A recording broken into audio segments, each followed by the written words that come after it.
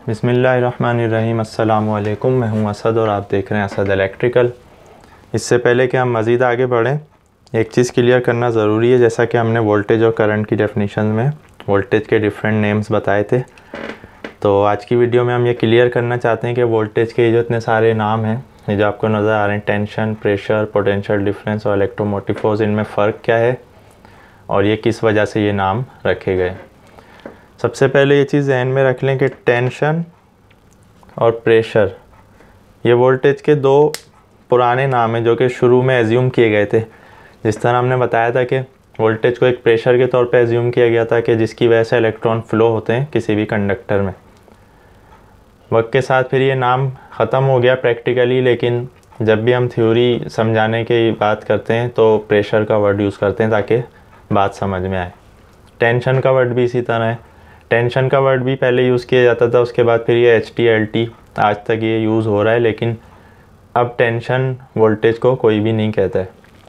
तो ये दो नाम पुराने थे जो कि वक्त के साथ ख़त्म हो गए, सिर्फ एक एजम्पशन के तौर पे रह गए हैं, बाकी इनका हकीकत से कोई ताल्लुक़ नहीं है। अब रह गए दो नाम, एक है पोटेंशियल डिफरेंस, एक है इलेक्ट्रोमोटिव फोर्स। इन दोनों में क्या फ़र्क है और इनको ये नाम क्यों दिया गया है, इसको समझने के लिए सबसे पहले हम एक पानी की मिसाल से समझाते हैं। ये दो बोतल्स हैं, एक में पानी हाफ से कम है और एक में हाफ से ज़्यादा है। दो बोतल्स में जो फ़र्क है, मान लें कि हम इसके बिल्कुल सेंटर में एक पाइप लगाएं और यहाँ से इस बोतल को और इसको ओपन कर दें, तो क्या होता है, बाय ग्रेविटी यहाँ का पानी यहाँ आना शुरू हो जाएगा, यहाँ तक के दोनों का जो लेवल है वो बराबर हो जाएगा पानी का। ये पानी यहाँ आना शुरू हुआ, ये यहाँ तक आके रुक गया और इसका पानी भी यहाँ तक रुक गया। यहाँ पे ग्रेविटी से इससे मज़ीद ना आगे पीछे हो सकता है ना ऊपर नीचे।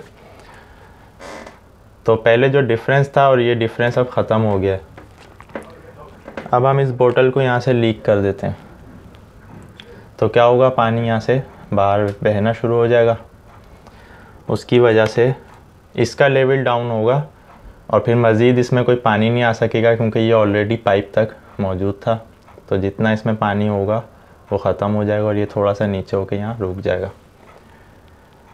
अब ये पानी का जो बहाव है, इसको आप करंट समझ लें। जैसा कि हमने बताया था, इलेक्ट्रॉन्स का जो फ़्लो होता है वो करंट होता है।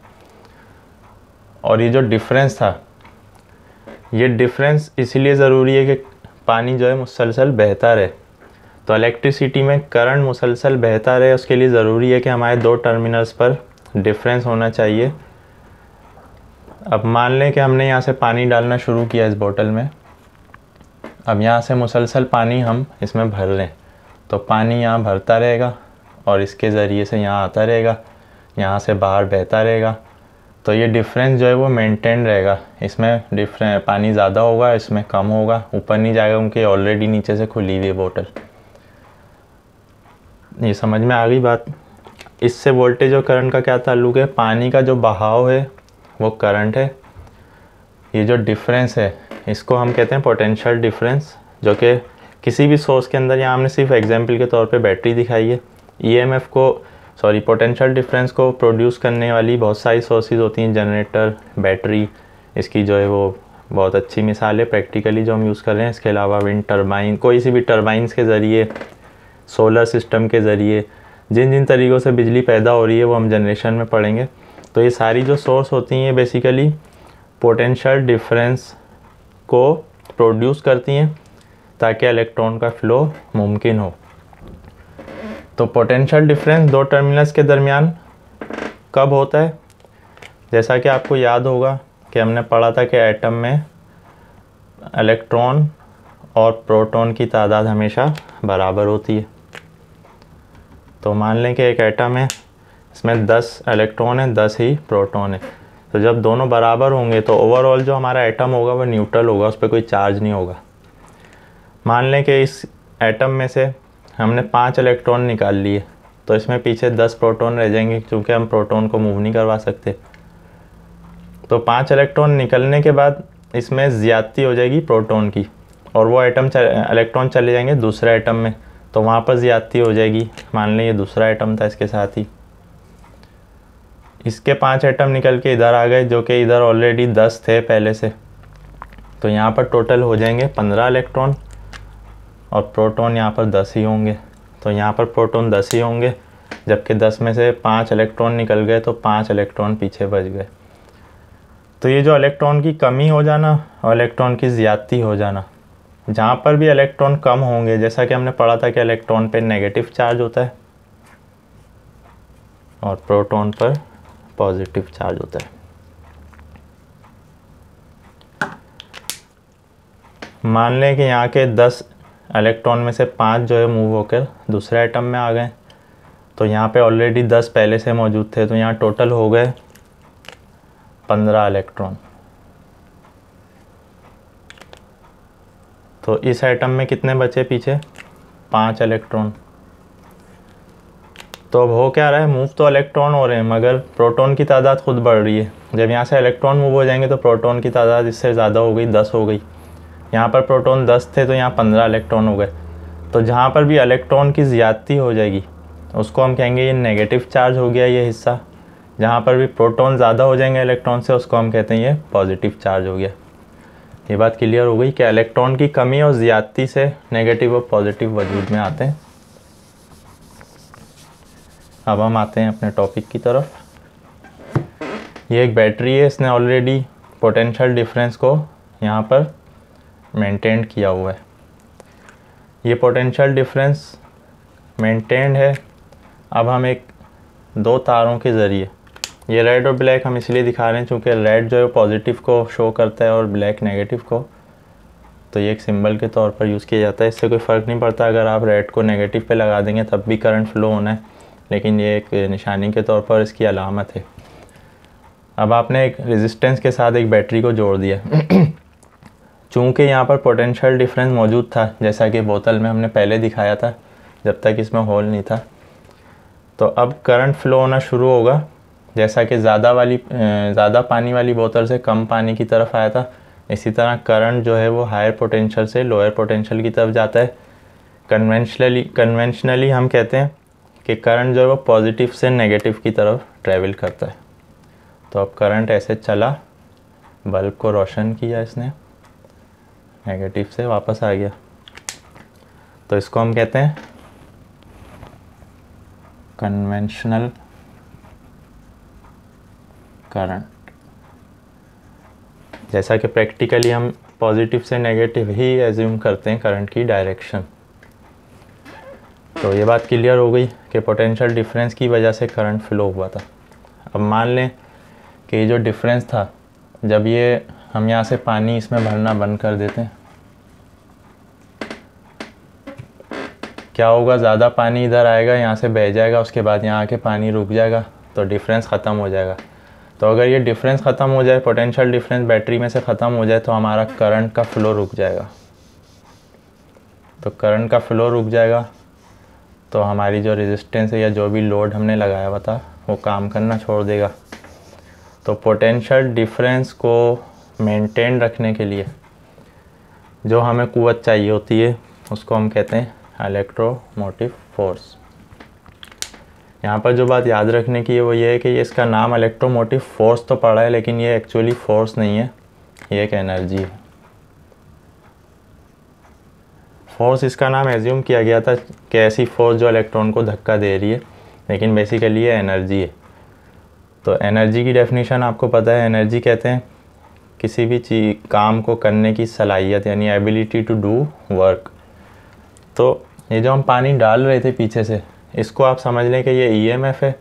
ये जो डिफरेंस यहाँ पर मेंटेन है ये पोटेंशियल डिफरेंस है। तो ईएमएफ का काम होता है पोटेंशियल डिफरेंस को मेंटेन रखना। तो जब तक हमारा पोटेंशियल डिफरेंस रहेगा तो पानी बहता रहेगा। तो जब तक एक ईएमएफ जो है ये हमारे पोटेंशियल डिफरेंस को यानी पीडी को मेंटेन रखती है, तो जब तक पीडी मेंटेन रहेगा हमारा करंट फ्लो होता रहेगा किसी भी सर्किट में। हम ईएमएफ को हटा लें यहाँ से, तो जैसे ही EMF हटेगी तो क्या होगा, PD ख़त्म हो जाएगा, यानी जो इलेक्ट्रॉन और प्रोटॉन की कमी और ज़्यादती थी वो ख़त्म हो जाएगी। तो उसको हम कहते हैं कि PD ख़त्म हो गया। तो जैसे ही पोटेंशियल डिफरेंस ख़त्म हुआ तो हमारा करंट का जो फ्लो है वो रुक जाएगा।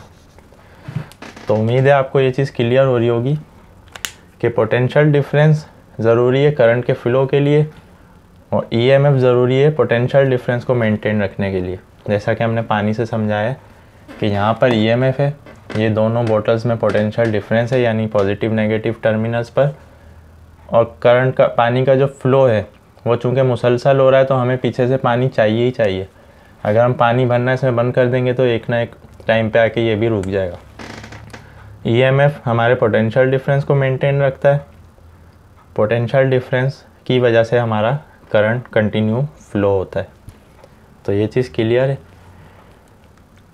अब वो पोटेंशियल डिफरेंस हो, EMF हो, प्रेशर हो या टेंशन हो, इन चारों को जब भी मेजर किया जाएगा वो हमेशा वोल्ट में किया जाएगा। तो बेसिकली ये एक ही चीज़ है, इनको समझने में अक्सर लोगों को दुश्वारी होती है कि पोटेंशियल डिफरेंस क्या है, इलेक्ट्रोमोटिव फोर्स क्या है। तो इलेक्ट्रोमोटिव फोर्स के फोर्स वाले नाम पे मत जाना चाहिए, ये नाम इसका एज्यूम किया गया था, असल में ये एक एनर्जी है। तो एनर्जी यानी ये कब तक जो है, एनर्जी का कोई टाइम पीरियड नहीं होता, एनर्जी किसी भी काम को करने की सलाहियत को कहते हैं। तो जब तक आपकी एनर्जी मेंटेन है आपका पोटेंशियल डिफरेंस मेंटेन है, जब तक पोटेंशियल डिफरेंस मेंटेन है तो आपका करंट फ्लो होता रहेगा। इलेक्ट्रोमोटिव फोर्स यानी EMF को कौन सी चीज़ मेंटेन करती है, वो एक्सटर्नल सोर्सेज होती हैं। मान लें कि एक जनरेटर है, अब हम बैटरी को हटा देते हैं।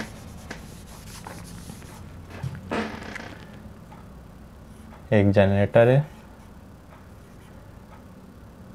इसको हमने अटैच किया हुआ है एक इंजन के साथ। ये इंजन इसको घुमा रहा है और ये EMF प्रोड्यूस कर रहा है। ये इंजन चल रहा है हमारा डीजल से। अब डीजल की कंजप्शन इंजन में हो रही है, इंजन से अटैच्ड है जनरेटर और जनरेटर ने मेंटेन किया हुआ है EMF को, यानी प्रोड्यूस कर रहा है EMF को, और EMF ने आगे हमें मेंटेन करके दिया हुआ है पोटेंशियल डिफरेंस दो टर्मिनल्स पर। हमने इन दो टर्मिनल्स पर अपना कोई भी लोड रेजिस्टेंस लगा दिए।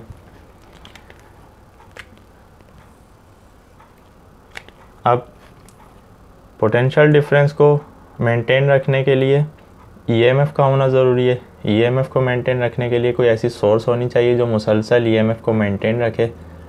तो यहाँ पर जनरेटर है जिसने EMF को मेंटेन रखा हुआ है। ये जनरेटर EMF को उस वक्त तक मेंटेन रखेगा जब तक ये घूम रहा है अपनी रेटेड स्पीड पर, जो भी इसकी स्पेसिफाइड स्पीड है उस स्पीड को घुमा रहा है इंजन जो कि चल रहा है डीजल से। तो अब जब तक हमारे पास डीजल मौजूद है उस वक्त तक हम जनरेटर को चला सकते हैं। तो ये हो गई मैकेनिकल सोर्स।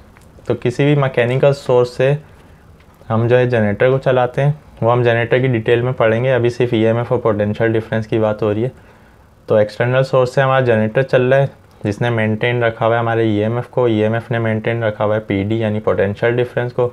जब तक हमारा पोटेंशियल डिफरेंस मेंटेन है हमारा करंट फ्लो होता रहेगा, हमारी चीज़ काम करती रहेगी। तो इन सब का जो यूनिट है वो वोल्ट ही है। तो जहाँ पर भी V या E आएगा तो आपको पता होना चाहिए कि ये EMF के लिए यूज़ हो रहा है, ये वोल्ट के लिए, लेकिन ये मेजर इसको वोल्ट में किया जाता है। उम्मीद है आपको वोल्टेज के जो मुख्तलिफ नाम थे, टेंशन, प्रेशर, पोटेंशियल डिफरेंस और इलेक्ट्रोमोटिव फोर्स, इसके जो कन्फ्यूजन होती हैं इस हवाले से वो क्लियर हुई होंगी। आप कोई भी सवाल कमेंट्स में पूछ सकते हैं। तो आज की वीडियो के लिए इतना ही। अगर वीडियो पसंद आई है तो लाइक करें और अपने क्वेश्चंस कमेंट्स में छोड़ते जाएं। तो नेक्स्ट वीडियो तक के लिए इजाज़त दीजिए। अल्लाह हाफिज़।